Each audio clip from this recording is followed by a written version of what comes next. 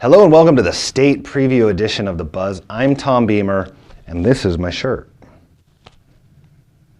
On my shirt, you won't find Ainsworth, just like you won't find Ainsworth in the state tournament. The Bulldogs, who were a lot of people's favorite to win the Class C1 title, missed out on a wild card after falling to Chadron in the district final. They tied Wahoo for the second of two wild cards, but Wahoo won the tiebreaker because they had played more Division I opponents. Here's a little quick fact.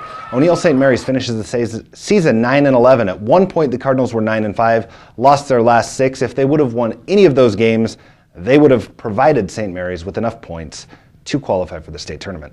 Of the teams that did qualify for the state tournament, Norfolk High in Class A, the only undefeated team left in all of the state, regardless of class, but the Panthers are the number 2 seed. They'll face Lincoln Northeast, a team that they beat by 1 point, had to rally in the final seconds just to win that game, just on February 20th, so not a great matchup for the Panthers.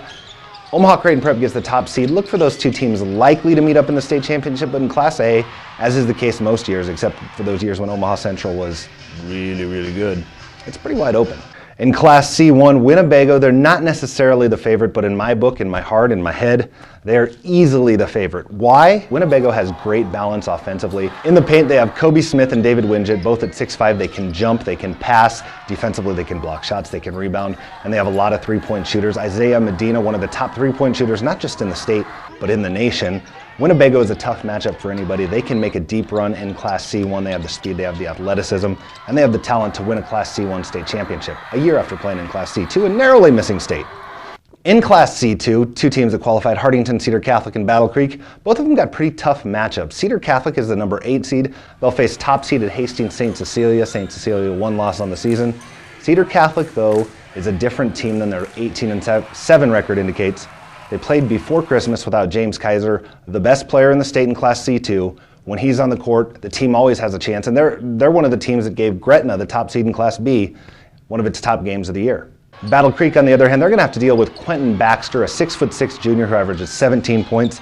Battle Creek's size comes in the form of Will Kirsten, but they're going to get a lot of their points on the outside in this game, I believe, from the Beller brothers and from Kobe Lade. Lade's ankle was injured in the sub-districts, but he played in the district final, and given another week to heal, he should be in pretty good shape. An interesting game in D1 is a rematch of a regular season game, Clearwater-Orchard and Humphrey St Francis. The Cyclones won 54-44 on December 18th, a game in which Andy Kirkman blocked 247 shots. Okay, not quite that many. But the thing is, the teams both are different teams now than they were then. Clearwater-Orchard was trying to develop a little depth on the outside. Humphrey St Francis also trying to develop some guard depth. They've both done that. They're both talented teams. Actually, I think the winner of this game is your Class D1 state champion. Another D1 game, the 7th seed Bloomfield qualifies for just the second time in the last 40 years, and they'll play Heartland Lutheran. Heartland Lutheran, the number 2 seed, they're 3 losses, all to state qualifiers. Bloomfield, though, they started 3-7.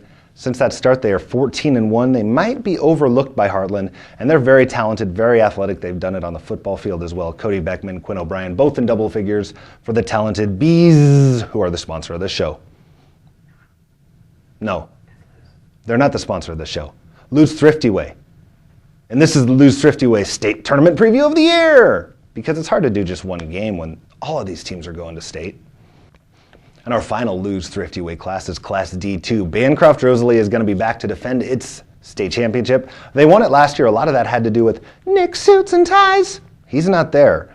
But Carson Teets is, Kenny Appleton is, Mario Aldrich, Ian Nodelman. I could go down the list and name the whole roster, but I don't have it in front of me. Bancroft-Rosalie is very talented. They're 25-1, actually a better record than they had last year. Another thing that they have this year that they didn't have last year is a district championship. Last year, a wild card qualifier. This year, Bancroft-Rosalie edged Stewart in an overtime game, 48-47. Stewart had a shot to win it, missed it at the buzzer. And that puts Bancroft-Rosalie in as the top seed in Class D2. After the state tournament, I'm going to return a final time to summarize what happened this year on the basketball court and look ahead to the football season next year. No, not really. That's a lie. What's not a lie is that I'm Tom Beamer for The Buzz, and you're not.